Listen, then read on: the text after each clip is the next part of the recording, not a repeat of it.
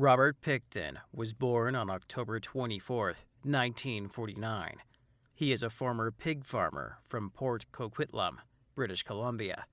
He is suspected of being one of the most prolific serial killers in Canadian history. He was the middle child of Leonard and Louise Pickton. Robert Pickton and his brother grew up on a pig farm just outside of Vancouver, where he worked long hours taking care of the animals. The Picktons were known in the area as purveyors of one of the largest pig farms and slaughterhouses in the area, and some of the most disgusting people on earth.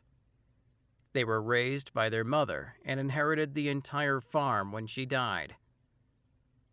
Not being enthusiastic farmers themselves, they sold off most of the land and received several million Canadian dollars. He was known as a quiet, socially awkward boy. He had very few friends. He performed poorly in school and was often socially excluded due to his strange behaviors and poor hygiene. After spending several years in special education classes, he eventually dropped out of high school at the age of 15. They didn't put much effort in farming. In 1996, the Pickton brothers registered a non-profit charity called the Piggy Palace Good Time Society. They operated functions, dances, and shows on behalf of service organizations and other groups in a converted slaughtered house. These charity events brought in as many as 2,000 people, including local sex workers. The property also attracted the worst sort of crowd, too, being a spot for Hell's Angels bikers, drug traffickers, and all the other criminal elements in town. The sex workers who visited the farmhouse started to disappear. Little did everyone know that while the slaughterhouse was rocking, murder was afoot. No one seemed to have any idea of the evil that was going down. In March 1997, Pickton brought home a woman named Wendy Lynn Estet. He offered her drugs and paid her for sex.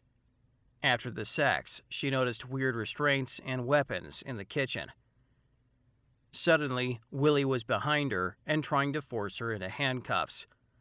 Being a strong woman, she ran and escaped alive after being stabbed by Pickton. Staff used a key in his pocket to unlock her handcuffs. Pickton himself was also stabbed and sought treatment at a local hospital, where he was picked up on the attempt of murder case.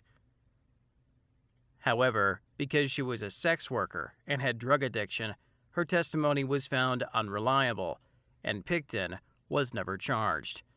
Instead, Pickton claimed that she was high on drugs and she attacked him. That's why he was injured. But it opened farm worker Bill Hiscox's eyes to a large problem occurring on the farm. Hiscox noticed that women who visited the farm would go missing eventually. He reported to the police that he had found objects belonging to several missing women. But it wasn't until 2002, after reports from another employee, that police conducted a proper investigation. The police discovered bodies hanging from hooks, a pile of scalps in a slaughter room that also included buckets of guts and piles of missing women's belongings.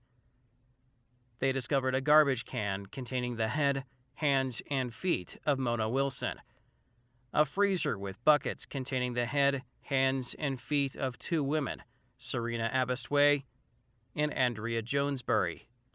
All of them had been shot through the head by Pickton's gun.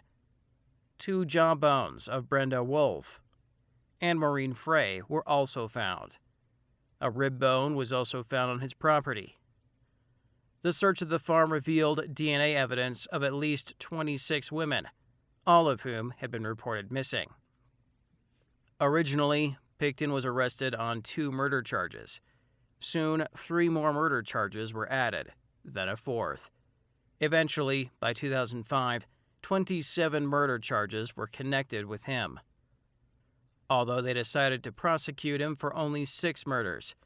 However, while speaking to an undercover police officer in prison who was posing as a cellmate, Pickton admitted to killing 49 women in total, and he wanted to make it 50 but was caught before that. In total, this likely makes him Canada's biggest serial killer. During the investigation, police uncovered just how Pickton had gruesomely killed those women. Police concluded that the women had been killed multiple ways. Some of them had been handcuffed and stabbed. Some had been injected with antifreeze. The slaughter of those women was only the beginning. After they were dead, Pickton would take their bodies to a meat rendering plant nearby or grind them up and feed them to the pigs that lived on his farm. The government later revealed in 2004 that he might have ground up the human flesh and mixed it with the pork, which he sold to the public. Forensic analysis became difficult as most of the bodies were severely mutilated and decomposed.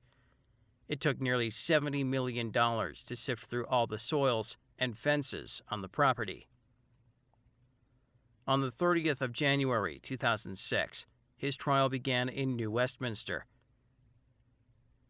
He was charged with 27 murders, to which he pleaded not guilty. Justice Williams served the charges and split them into two categories. One group of 6 counts and another of 20 counts. The charges had been broken up to make them easier for the jury members to sift through. On the 9th of December 2007, the jury announced that Pickton was guilty of 6 counts of second-degree murder. He was eventually sentenced by Judge James Williams to life, with no possibility of parole for 25 years. The maximum punishment for second-degree murder. An autobiographical book, Pickton, in his own words, which was supposedly written by Pickton himself, was smuggled out of prison and later published. It was out on sale on Amazon, but later it was removed due to public outrage. A film, On the Farm, was released in 2016. It was a fictional story about the women who eventually became his victim, based on the book of the same name, Stevie Cameron. Why did Pickton turn out as he did? Pickton's mother was a workaholic and made her boys work long hours. He had little to no childhood. Because of his smell and awkward behavior, Pickton had trouble making friends. Instead, his mother allowed him to raise a pet calf. He formed strong attachments with his calf. He raised the calf, and when it reached maturity, his mother slaughtered it and mocked Pickton at the dinner table while they ate his only companion. Pickton was horrified to see what his parents did. It seems Pickton never got over that. Pickton could have grown hatred towards women due to his mother, and maybe this is the reason he targets women. Enough hatred to ensure his victims suffering by raping and killing them. Pickton was used to seeing things being killed and dying because he saw many animals being slaughtered when he was young. Death in his eyes had been normalized and not an unusual occurrence. This is a key reason Pickton did not feel remorse for the killing of his victims. Pickton's case surely raised awareness of the dangers faced by those who live on the streets.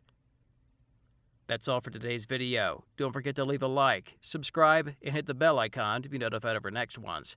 And I'll see you in the next video.